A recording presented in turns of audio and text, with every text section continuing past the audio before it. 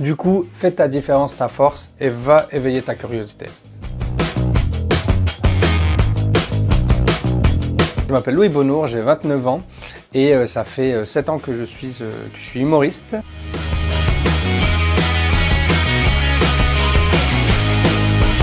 J'ai fait un parcours assez classique jusqu'au bac où là j'ai échoué. J'ai échoué 2 fois le bac.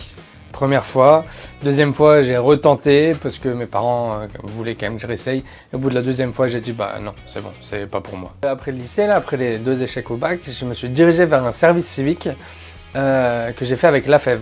C'est une association d'éducation populaire qui grossièrement aide les jeunes en difficulté dans les quartiers populaires. Décrochage scolaire et d'autres activités. Et du coup l'année d'après j'ai fait un BPGEPS. C'est brevet professionnel, jeunesse et sport, éducation populaire, un truc comme ça. Animation socio-culturelle. Et là, j'ai refait mon alternance encore avec la FEV. Donc, du coup, je suis resté 2 ou 3 ans en lien avec la FEV.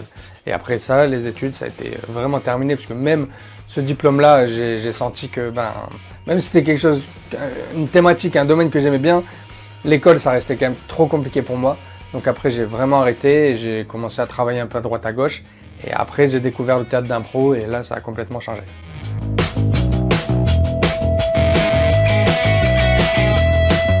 Ça a été souvent compliqué à l'école parce que je ne rentrais pas dans une case.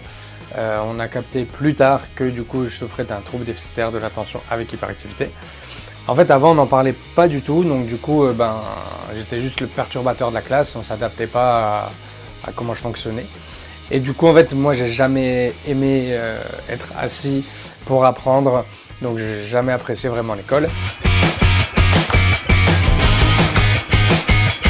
Je me suis raccroché au fait qu'il faut quand même réussir dans la vie. Moi, je viens d'une famille classique, normale, mes 2 parents travaillaient. Ma mère était artiste déjà, donc j'avais déjà ce petit truc en moi que j'avais pas encore capté. Et en fait, ce qui m'a fait tenir, c'est quand j'ai découvert le théâtre d'improvisation et après le stand-up où je me suis dit, j'ai trouvé un truc qui me fait kiffer, où j'arrive à me concentrer, à me canaliser, où tout ce qui était un peu mes défauts, un peu en classe, sont devenus un peu mes forces et mes qualités sur scène. Et du coup, dès que j'ai découvert ça, je me suis dit, fonce là-dedans, on verra si ça marche, mais au moins tu tentes un truc et tu essaies de faire un truc bien. Comme j'ai eu beaucoup d'échecs du coup dans la scolarité, je me suis dit, j'ai plus rien à perdre et j'ai tenté l'aventure de la scène. L'école, même si j'ai un mauvais rapport avec l'école, ça m'a quand même appris des choses. Ça m'a appris quand même la rigueur, parce que mine de rien, même si je tenais pas en place, si j'avais pas des très bonnes notes, il fallait quand même être rigoureux. La persévérance aussi, parce que mine de rien, j'ai quand même fait 19 ans d'études en classe. J'aurais pu lâcher, moi j'ai des copains qui ont lâché au collège. Et moi, c'est surtout grâce à mes parents aussi que j'ai pas lâché avant. Mais voilà, ça m'a appris vraiment. Et puis ça m'a surtout appris que je ne voulais pas être dans ce cadre-là. Et maintenant, avec le recul, aussi, je me dis vraiment qu'il faut que ce système-là soit vraiment fait différemment pour que des personnes comme moi ou d'autres personnes, parce qu'il y a plein de types de personnes qui ne rentrent pas dans les cases.